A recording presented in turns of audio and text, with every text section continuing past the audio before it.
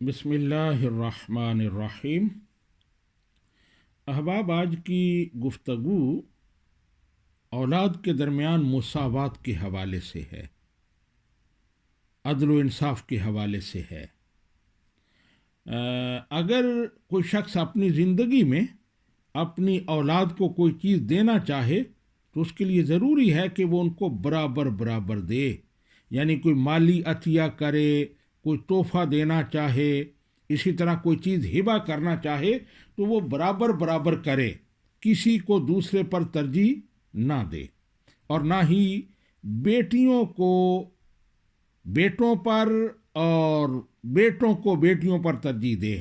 بلکہ برابر برابر ان میں تقسیم کرے۔ یہ شریعت کا حکم ہے۔ اس حوالے سے ایک حدیث پاک ہے، حضرت نعمان بن بشیر رضی اللہ تعالی عنہما وہ روایت کرتے ہیں کہ میرے والد گرامی نے مجھے ایک باغ ہبہ کیا۔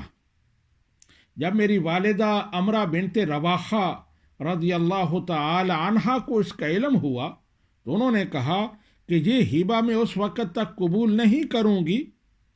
جب تک تم نبی رحمت صلی اللہ علیہ وآلہ وسلم کو اس پر گواہ نہ بناؤ۔ تو اب حضرت بشیر رضی اللہ تعالی عنہ نبی کریم صلی اللہ علیہ وآلہ وسلم کی بارگاہ میں حاضر ہوئے، انہیں سارا واقعہ بتایا کہ اس طرح میں اپنے بیٹے کو یہ باغ دے رہا ہوں اور آپ کو گواہ بنانا چاہتا ہوں۔ تو نبی رحمت صلی اللہ علیہ وآلہ وسلم نے پوچھا، آتیت سائر والدک مثل ھذا، تم نے اپنے سارے بچوں کو اسی طرح کا تحفہ اور عطیہ دیا ہے؟ تو انہوں نے عرض کی، نہیں یا رسول اللہ صلی اللہ علیہ وسلم، میں نے تمام اولاد کو تو نہیں دیا۔ تو نبی رحمت صلی اللہ علیہ وآلہ وسلم نے ارشاد فرمایا، فاتقوا اللہ واعدلوا بین اولادکم، اللہ سے ڈرو اور اپنی اولاد کے درمیان عدل و انصاف کرو، مساوات رکھو، کسی کو کسی پر ترجیح نہ دو۔ اور ایک روایت میں ہے کہ نبی کریم صلی اللہ علیہ وآلہ وسلم نے یہ بھی ارشاد فرمایا، لا اشہد علی جور، میں اس ظلم پر گواہ نہیں بنتا۔ تو یہ حدیث پاک ہے جس سے ہمیں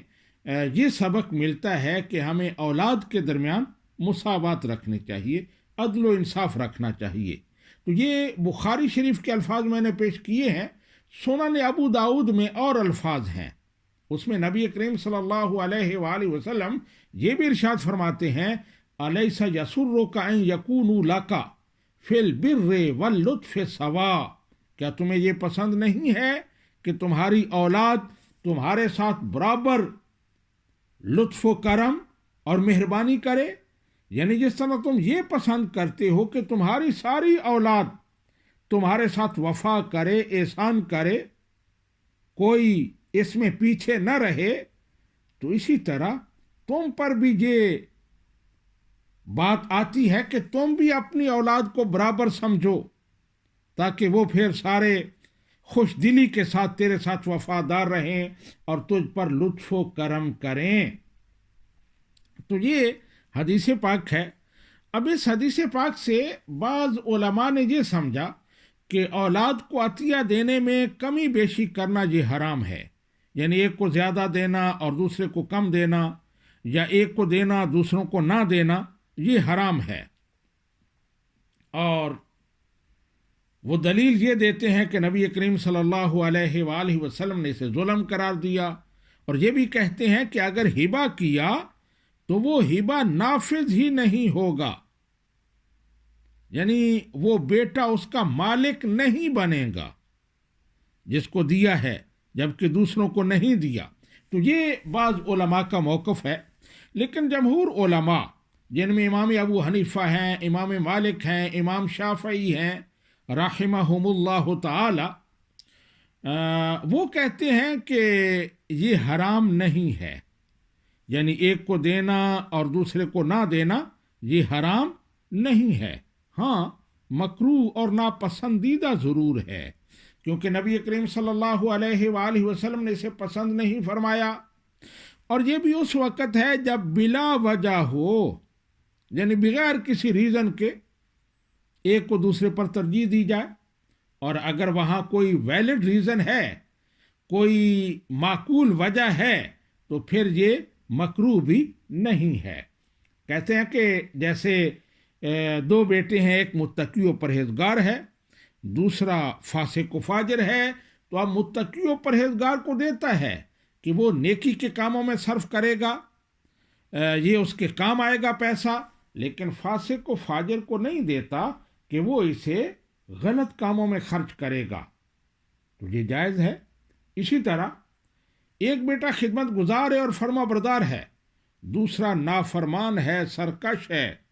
اب خدمت گزار اور فرما بردار کو دیتا ہے لیکن دوسرے کو نہیں دیتا، تو یہ بھی بالکل جائز ہے۔ اسی طرح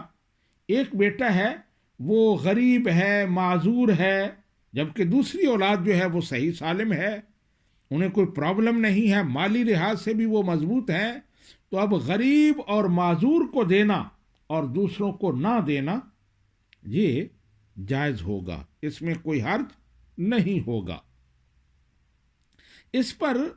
امام ابو حنیفہ، امام شافعی اور امام مالک اور دیگر علماء دلیل یہ دیتے ہیں کہ اسی حدیث پاک میں مسلم شریف میں الفاظ ہیں کہ میں اس ظلم پر گواہ نہیں بنتا، فاشہد علی ھذا غیری، میرے علاوہ کسی اور کو گواہ بنا لو۔ جی تو علماء کہتے ہیں، امام ابو حنیفہ، امام شافعی، امام مالک کہتے ہیں کہ اگر یہ قطعی حرام ہوتا تو پھر کسی اور کو گواہ بنانے کا کیا معنی؟ تو یہ اس بات کی دلیل ہے کہ یہ جائز ہے،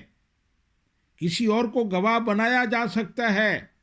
نبی کریم صلی اللہ علیہ وآلہ وسلم کے شان کے مطابق نہیں تھا، آپ گواہ نہیں بنے، لیکن کوئی اور اس پر گواہ بنا لیا جائے